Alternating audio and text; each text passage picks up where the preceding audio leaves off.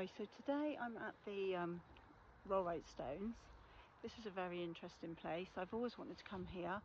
I've only really known about it recently because I've been to Avesbury and obviously I've heard of Stonehenge, and I've got a bit of a fascination, obsession with stones I think at the minute.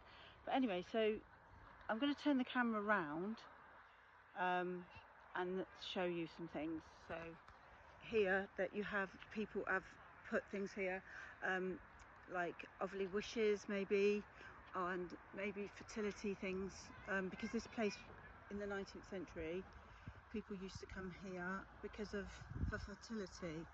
So if you have a look, you can see Nigel Hale the Traveller, and people have put all different wishes, spells, and you know, because this is a very ancient site, and there's a lot of stories that go with this site.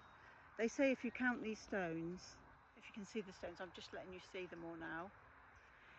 If you count these stones, they never are the same the first and second, third time you count them. But if you do count them and they do become the same, then there's two trains of thought. You get really good luck or you get real bad tragedy, which so that's interesting. But I'm not sure whether these are the Kingsmen stones. Are these the Kingsmen stones? Or are these the knights? These are the Kingsmen stones. So what happens is so the story goes that there was a king who wanted to be the King of England, of all of England anyway.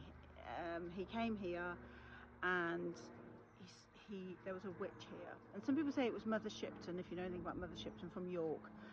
And it's weird because there is a village near here called Shipton under Cherwell, I think it's called, or Shipton under Wychwood. There's quite a few Shiptons, so I don't know if that's going to be anything to do with it.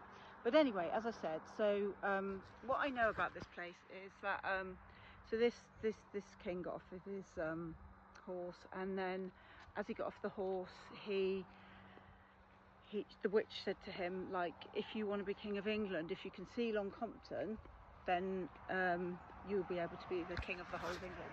So he got off his horse and he walked, but he couldn't see Long Compton because the earth came right up, and she said that if he couldn't see Long Compton, she was going to turn him and his men into stone, which she actually did. And they say, so these stones here that I'm showing you now are actually the stones that are the king's men. So I'm going to count them in a minute and see if I can count the same ones each time. And then later on, so that was one story of that. He had to do 7 strides as well. I missed that bit out. I do apologise.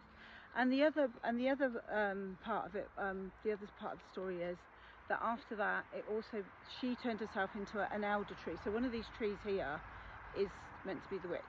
And apparently on each midsummer night, they come back to life, all of them. And there's a stream here somewhere where they go and drink from, the king and the king's men and the knights.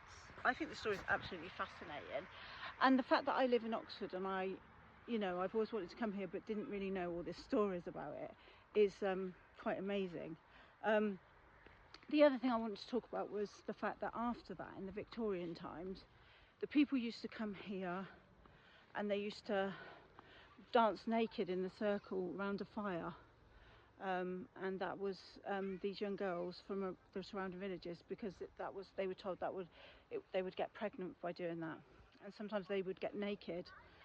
Some of the married women even and rub themselves on these stones, on the King's Stone I think it was, which I haven't got to yet, and they did that for the reason the reason they did that was because they thought that would get them pregnant. So yeah, so there was also there's been a couple of murders here. I think in the 1940s there was a lady called Anne who they thought she was a witch, and a labourer killed her. He was convinced she was a witch, and he killed her. She was just coming back from a shop. He killed her here. She was just coming back from a shop where she bought some bread. So that's really interesting about this place. So I'm going to have a look round, probably film the stones and stuff and count the stones. I'll let you know how many there are.